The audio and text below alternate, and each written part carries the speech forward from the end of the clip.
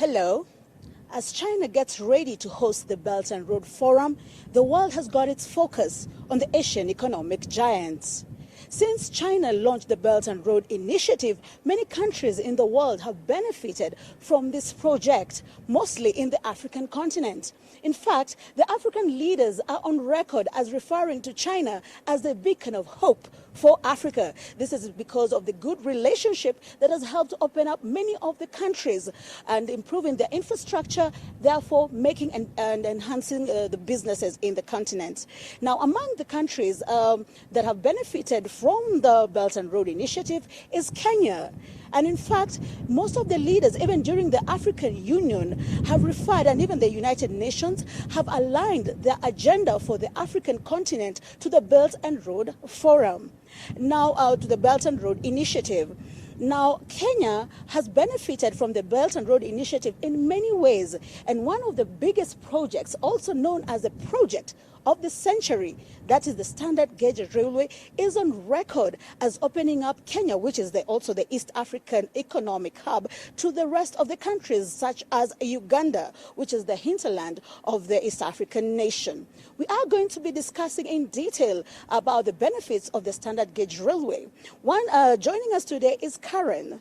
Karen is one of the staff that have been working for the Standard Gauge Railway since 2015. She will be telling us about the benefits. In fact, she's one of the people who have really benefited between the Kenya-China win-win cooperation and the very mutual cooperation, as she has studied in China for her undergraduate, and now she gets to work for the SGR, which is also a product of the Chinese initiative. Welcome to our show, Karen. Please, with a few words, please introduce yourself and what it is you do here. Well, my name is Karen Wangari Gunjiri, and as you said, I've been working here since 2015. Initially, I was working when we were doing construction, and then after the construction completed, I transitioned to the operations. So what I do here, I work in a department called Department of General Affairs, and because I'm fluent in Mandarin Chinese, I work as a translator. So that is what I do. Okay. Karen, please tell us, how has the SGR impacted Kenya's transport system?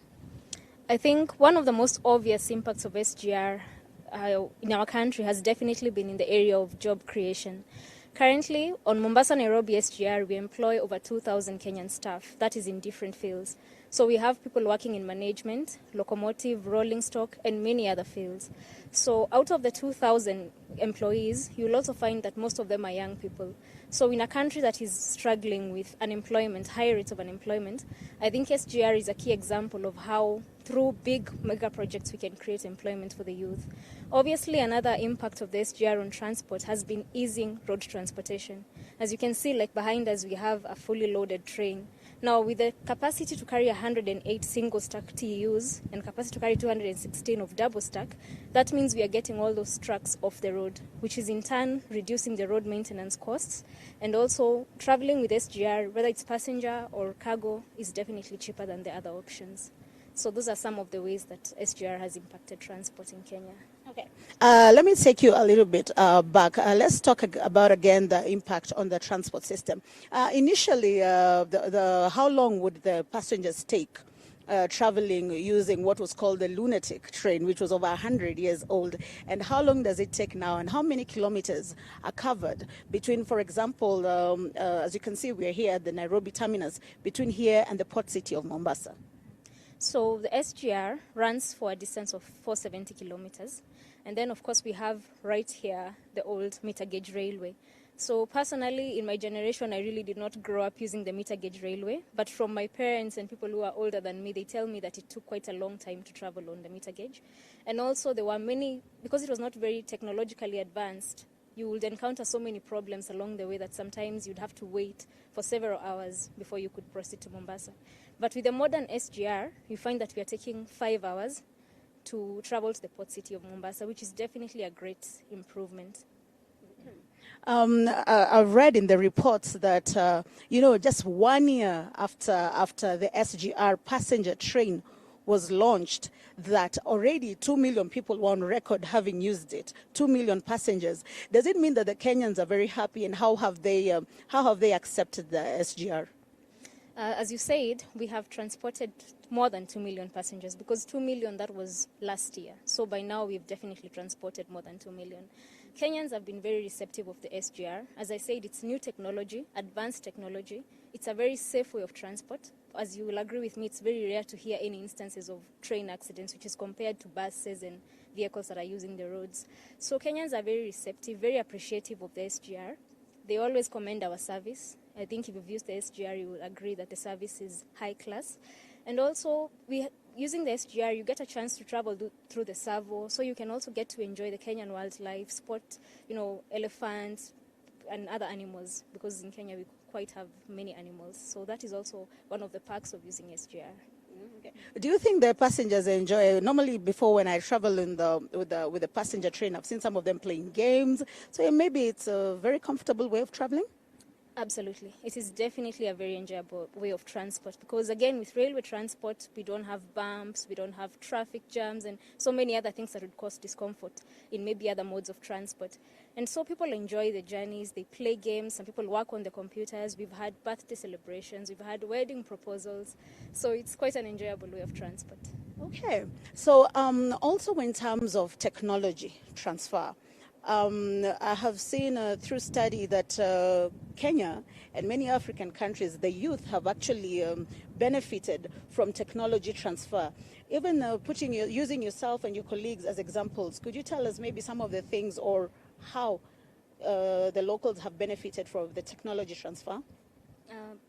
Because the railway is very technical in operation, we have people who are working in different technical fields. As I had mentioned earlier, we have fields like locomotive, so we have the drivers who are operating the trains. They have to go through very intensive training. And again, because we are using Chinese standards of operating the railway, their standards are very high. So training takes a long time. We have a simulator here where our drivers are learning how to drive. We also have programs where people are taken to China for further training, maybe short-term courses. Some people are there on long-term programs. So currently we are talking about 76% localization of Kenyan staff. We constantly have trainings, constantly have exams so that we can be able to gauge. Actually, in May, we are going to be graduating our first batch of fully accredited locomotive drivers. So I would say that this project has been very impactful in transferring skills, especially in the field of technology, towards the youth and also the country in general.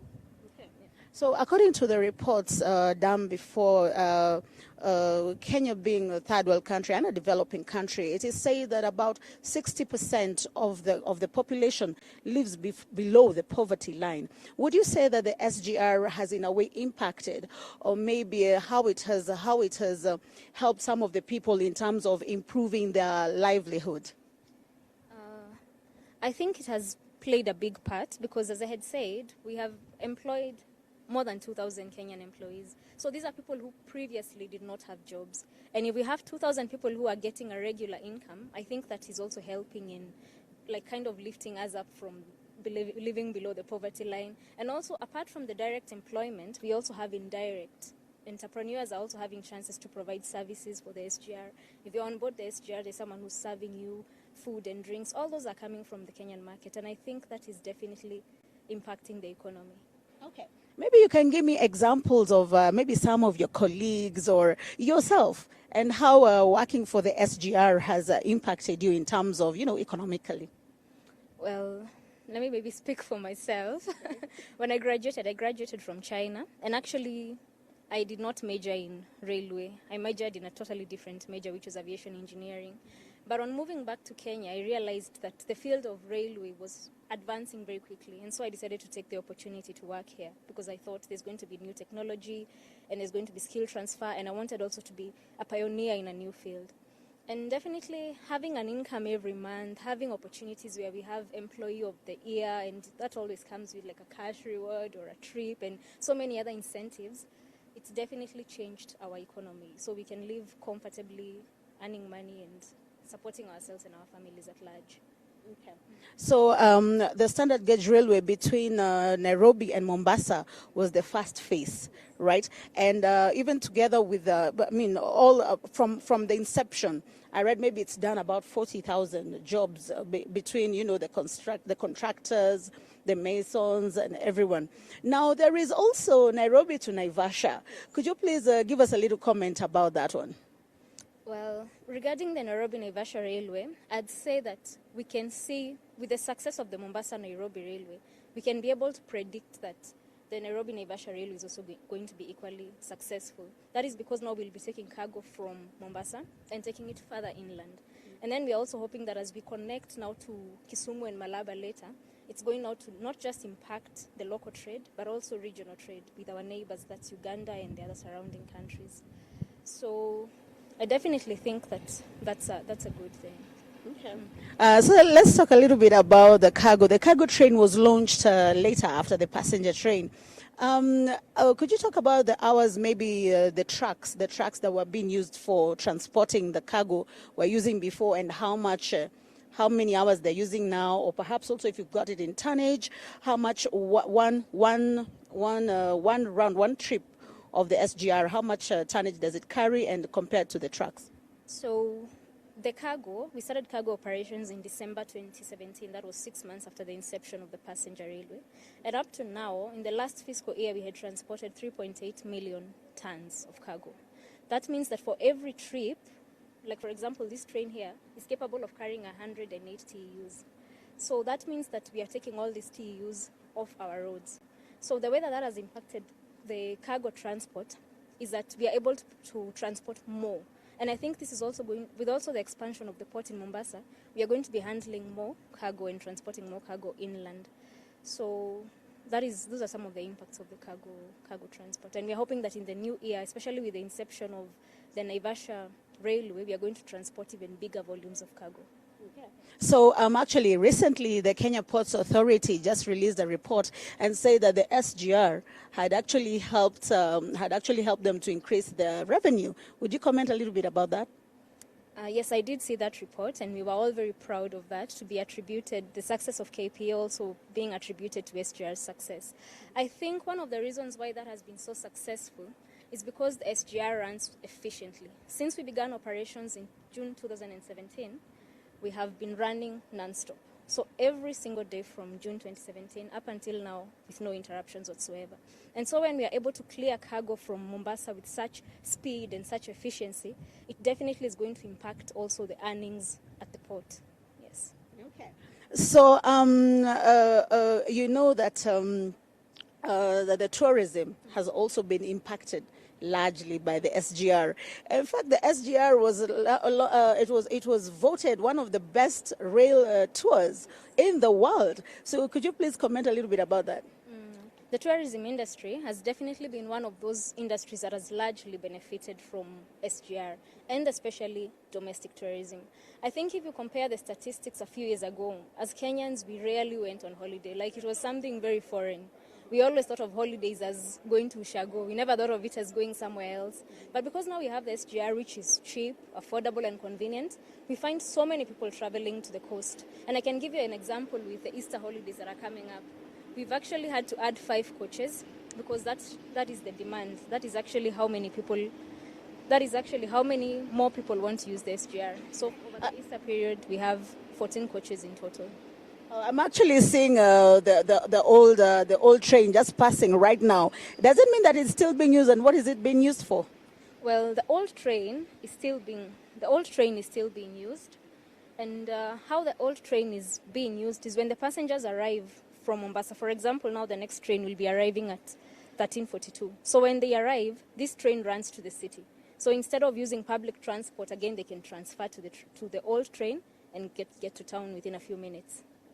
Again, beating the problem of the traffic jam, right?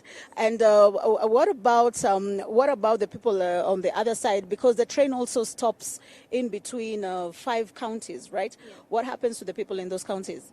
Like in terms of? In terms of how do they connect from the terminus into the city center or to the centers of interest? Oh, in the other stations, they use what is locally available. So if it's public transport, matatus, motorbikes, whichever way is available, personal means, that's what they use. Okay.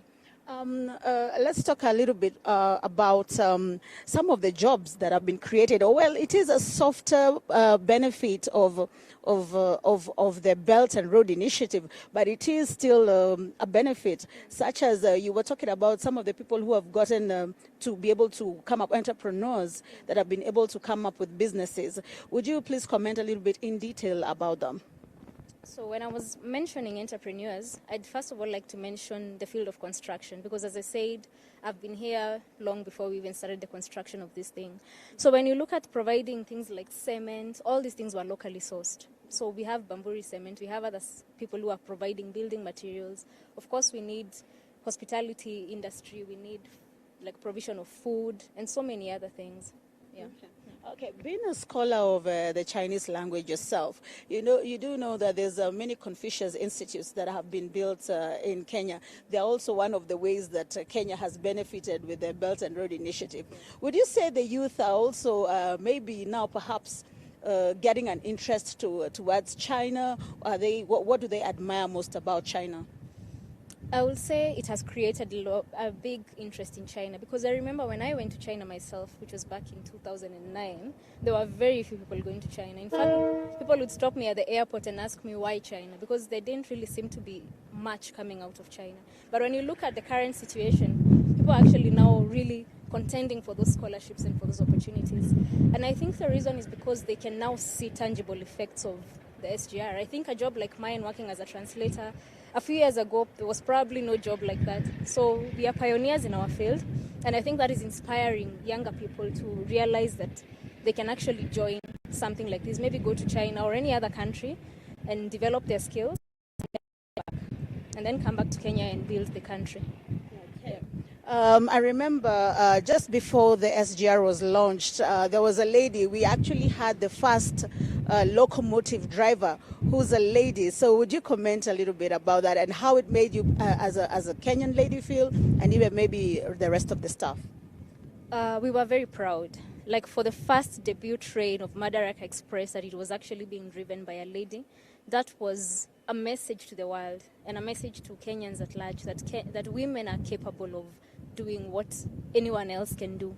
And another thing that I'd like to applaud SGR for is creating job opportunities for women. So if you walk around our stations, even the most technical places where people are actually getting under the train and fixing things, you will find women in those areas. So I definitely think that when it comes to providing equal opportunities for employment, SGR is doing, people can learn from SGR. That's what I'd say. Yeah. Okay. That is great. Perhaps can you remember one of your most memorable moments here while working for the SGR? One of my most memorable moments was meeting the president. I think that was back in 2016. Back then we were still doing construction and it was during the Nairobi Trade Fair. So he stopped at our stand and we had to explain everything to him. So I think that was one of the biggest highlights of my career life. Yes. Okay. So what was the president's reaction? Obviously, he is on record as having being very happy with the progress of the SGR. But maybe at that point, what exactly did he say as regards the SGR and its impact on Kenya? Well, at that point, as I said, you were still doing construction. So he was still very much adamant on explaining to people what the SGR was. Because remember at that time we had so many people saying, why can't we just improve the meter gauge railway? And so he wanted us to explain in layman's language what is the difference between the SGR and the old railway systems. So that was his target back then. And I think you've been seeing him using our SGR very frequently, which means it is satisfactory. Yeah. Actually, he has planned, I saw it on one of the local reports, that he is actually waiting to ride the train in the next phase, that is from Nairobi to Naivasha. So are you making any preparations for this? Well, because for us we are dealing with Mombasa-Nairobi railway, we might not really have all the details of how they are planning on the other side, but I believe everything is in order and everything is set. Okay. As you can have seen, ladies and gentlemen, definitely the standard gauge railway is on record and even is a historical impact on the East African nation. And actually, many of the Kenyans that I personally have interviewed have only said good things and positive impact about the standard gauge railway. We continue to have hope and continue to believe in our African leaders, as they call China, which has had a very good cooperation with Africa, the beacon of hope for Africa. So many of them are actually having more hope and looking forward to many more projects by the Belt and Road Initiative.